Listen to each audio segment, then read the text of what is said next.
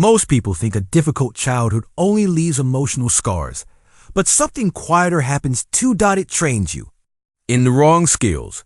When you grow up inside tension, criticism, or emotional chaos, your brain adapts. You become very good at reading moods. You notice small changes in tone. You learn when to stay quiet and when to smooth things over. From the outside, this can even look like emotional intelligence.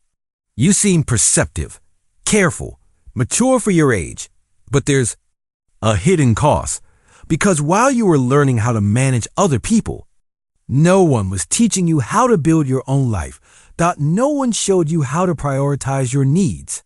No one modeled healthy disagreement. No one treated mistakes as part of learning. So you grow up with a strange combination. You are highly aware of everyone else, but uncertain about yourself. And the real problem isn't weakness.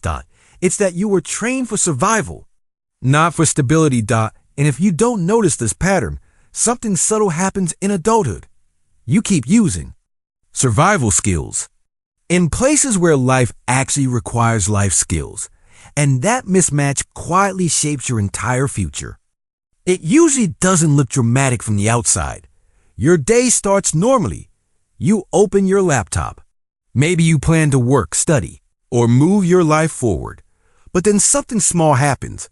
You hesitate before sending a message. You rewrite a sentence 3 times. You delay making a decision that should be simple, not because you don't know what to do, but because some part of you is scanning for the safest option. People who grew up in stable environments often take basic skills for granted. They say what they think. They make mistakes. They disagree when something feels wrong. But when your childhood was shaped by emotional tension, the rules were different. The safest move was keeping the peace. The safest move was being agreeable. The safest move was predicting how someone might react and adjusting yourself before the reaction even happened. Over time, that constant adjustment becomes automatic. You start managing everyone else's emotions before your own needs even enter the picture. At first, it looks like kindness. You are supportive, flexible, easy to work with, but slowly the cost appears. You struggle to say no. You delay decisions because you imagine every possible reaction. You wait for the perfect moment before acting. And the strange part is, none of this feels like a learned behavior. It feels like personality. But it isn't. Personality. It's training. Training designed for surviving unpredictable environments, not for building a stable adult life. So the real problem isn't laziness. It isn't lack of discipline. It's that the internal system you developed was optimized for emotional survival, not for progress. At some point, a quiet realization appears. The problem isn't that you're broken, and the solution isn't fixing your family. For a long time, many people stay stuck in a loop, trying to explain, trying to be understood, trying to correct the past. But dysfunctional systems rarely respond to clarity. They respond to stability of their own story. So waiting for closure becomes another form of delay. The shift happens when you see something simple.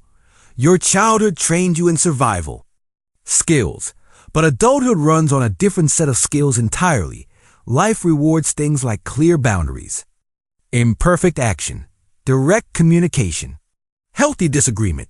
And if those skills were never modeled around you, it's normal that they feel uncomfortable at first. Not because they're wrong, but because they're unfamiliar. That realization changes the entire direction of healing. Instead of trying to repair the past, you start building the skills the past never gave you. Deliberately, slowly, like installing a new operating system. You stop asking, why did this happen to me? And start asking a much more useful question. What skills was I never taught that I can learn now? Once you see the pattern, the goal isn't to become a completely different person. The goal is to install a small system that replaces survival habits with life skills. It doesn't require dramatic change, just a few consistent adjustments. First step is simple. Prioritize your own needs. Imagine a stick figure standing in the middle of a room. Around them are speech bubbles from other people, requests, opinions, expectations. Most people who grew up managing others' emotions automatically move toward those bubbles. They adjust. They accommodate. The system changes one small thing before reacting to anyone else. You pause and ask a quiet question. What do I actually need here? Sometimes the answer is rest. Sometimes it's time to think. Sometimes it's a simple no, not as rebellion, just as basic self-respect. The second step is allowing imperfection to exist. Picture the same stick figure starting a task, then stopping, then adjusting small details.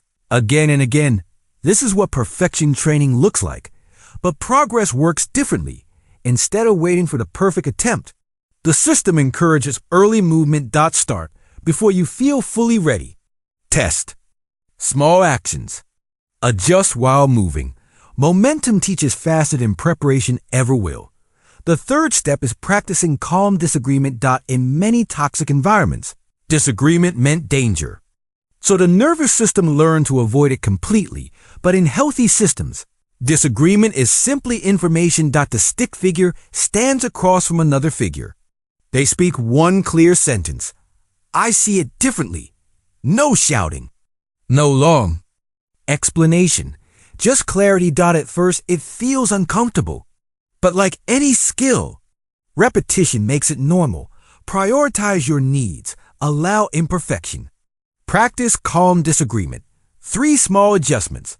Not dramatic, but powerful enough to slowly replace survival patterns with something far more stable. At first, these changes don't feel dramatic. You say no once. You allow yourself to start a task before everything feels perfect. You calmly disagree in a small conversation. Nothing explodes. Nothing magical happens either, but something quieter begins to shift. Your energy stops leaking into constant emotional management. You spend less time replaying conversations in your head.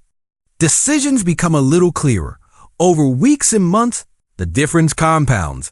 When you prioritize your needs, resentment slowly fades. When you allow imperfection, progress becomes easier to start. When you practice healthy conflict, your boundaries become visible, and visible boundaries change how people interact with you, not because you force them to change, but because your behavior now carries structure. The most surprising effect is internal. You stop measuring your worth by how well you keep everyone comfortable. You start measuring it by something much simpler. Did you act honestly today? Did you respect your own limits? Did you move one step forward? These are small questions, but repeated over time, they build stability. Not the intense kind of productivity that burns out in a month. A quieter version. Less exhausting. More sustainable. Because real growth rarely comes from intensity. It comes from small actions. Repeat it long enough to become your system. When you grow up inside dysfunction, it's easy to believe something is wrong with you. Maybe you think you're too sensitive, too quiet, too cautious, but often the truth is simpler. You adapted to an environment that required survival skills, and those skills helped you get through something difficult. But adulthood asks for a different set of abilities. Not constant emotional management, not perfect behavior, not silence. It asks for clarity, boundaries, and the courage to move imperfectly. Learning those skills doesn't erase the past, but it slowly removes the control the past has over your future. You don't need to become a new person. You only need a new system.